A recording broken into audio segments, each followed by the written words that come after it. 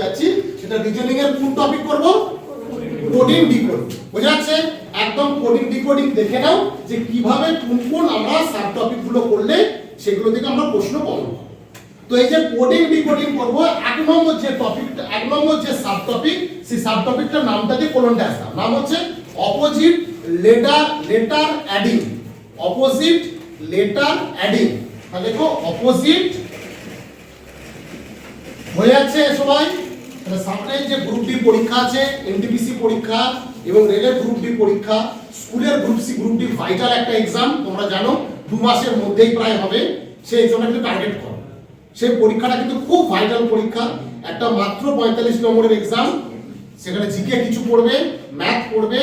আর তোমার কিছু রিজনিং হয়তো দিতে পারে ম্যাথ রিলেটেড আর তোমার কম্পিউটার পড়বে তো এইটুকু জিনিসের উপরেই কিন্তু সিলেবাস এবং সেখানে প্রশ্ন খুব একটা কঠিন হবে না মিডিয়াম টাইপেরই কোশ্চেন হবে সেই জায়গাটা তোমরা তৈরি করে এই জায়গাটা তৈরি করতে কি করতে হবে আমাদের যে টপিকটা আজকে পড়াচ্ছি তার নাম হচ্ছে কোডিং ডিকোডিং কোডিং ডিকোডিং এর প্রথমেটা কি করেছি অপোজিট লেটার কোডিং এই অপোজিট লেটার কোডিং এ আমরা যে এটা করব সেটা কি রকম ব্যাপার ধরো তোমাকে কি দিল এখানে তোমাকে দেবে এক নম্বরে তোমার হচ্ছে এ থেকে এম চক্রবর্তী বলতে পারবে এম কত নম্বর লেটার আমাদের 13 দরকার নেই আজকে শেখার পর হয়ে যাবে তা তোমাকে প্রথম টেকনিকটা হচ্ছে যখনই কোডিং ডিকোডিং তোমাকে দেবে এই এ থেকে এম আর এন থেকে জেড এর নাম্বারিংটা করে নিতে হবে তাহলে সবার খাতায় প্রথমে একটু নাম্বারিং করে নাও এ থেকে এম এরকম করে লিখে নাও পরে সেটা করবে এ থেকে এম এ মানে 1 এম মানে 13 এন মানে 14 আর জেড মানে 26 ঠিক আছে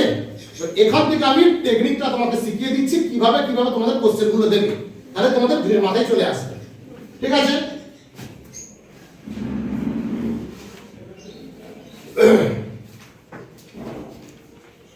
হয়েছে সবাই এবার দেখো তোমাকে এখান থেকে তার কোশ্চেন স্যার কি রকম দেবে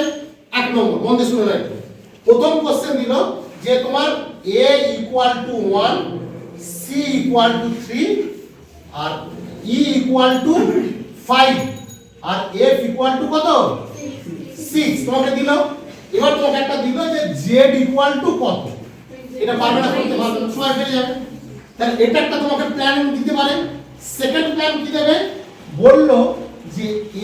z = 8 তোমার হচ্ছে n = 5 তাহলে m = কত হবে কি করবে z = 8 n = 5 আর m = তাহলে কত হবে 4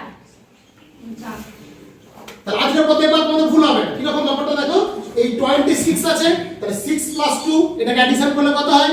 8 তাহলে z = কত দিয়েছে 8 এখানে n = সমান কত 14 4 + 1 সমান কত 5 তাহলে এটা কত n কত হচ্ছে 5 আর m = তাহলে কত 13 তাহলে m 13 মানে 3 + 1 সমান কত 4 তাহলে কি এবার তোমার তুমি যখন শিখে যাবে আর তোমার অসুবিধা হবে ঠিক এইভাবে তোমরা অঙ্কগুলোকে কোডিং ডিকোডিংটাকে তোমাদের করে নেবে তাহলে এটা হলো 2 নম্বর তাহলে 1 নম্বর একটু সহজ দিয়েছিলাম 2 নম্বরটা বোঝা গেল এবার 3 নম্বরটা কি রকম হবে লেটার গ্রুপ দেখো মনে করো তোমাকে বলবে সি দিল এখানে ই দিল এখানে এইচ দিল তারপরটা কি হবে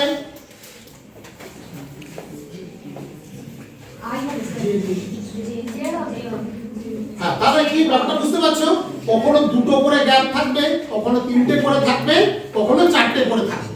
তো এইভাবে তোমার হচ্ছে আমাদের কোডিং ডিকোডিং এর 1 নম্বর যেটা অপোজিট লেটার কোডিং এর একটা আমাদের সাব টপিক চলে যায় এবার 2 নম্বর সাব টপিক তাহলে বোঝা গেল একটু মাথাতে রাখতে হবে আর নিজে জানার মতো করে একটা দুটো টপিক তুমি লিখে রাখবে তাহলে মাথার মধ্যে এসে যাবে 2 নম্বরটা কি